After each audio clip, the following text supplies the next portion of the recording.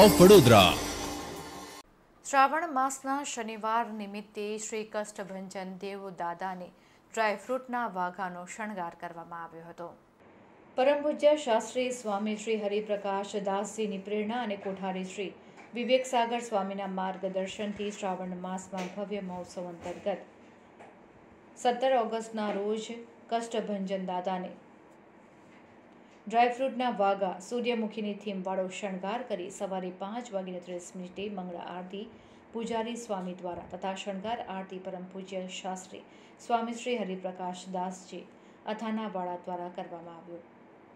શ્રી કષ્ટભંજન દેવ દાદાની ડ્રાયફ્રૂટના વાઘા અને સૂકી દ્રાક્ષ, કિસમિસ, જરદાલુ, અંજીર, બદામ, કાજુ, પિસ્તા, ખજૂર વગેરેનો અન્નકૂટ ધરાવી બપોરે 11:30 ડ્રાયફ્રૂટ અન્નકૂટ આરતી પરમ પૂજ્ય શાસ્ત્રી સ્વામી શ્રી હરિપ્રકાશ દાસજી અથાનાવાળા દ્વારા કરવામાં આવ્યો. દાદાને કરાયેલા શણગાર વિશે પૂજારી સ્વામીએ જણાવ્યું કે શ્રાવણ મહિનાના પવિત્ર શનિવાર નિમિત્તે દાદાને વિશેષ ડ્રાયફ્રૂટના વાઘા અને સિંહાસને સૂર્યમુખીની થીમવાળો શણગાર કરાયો છે.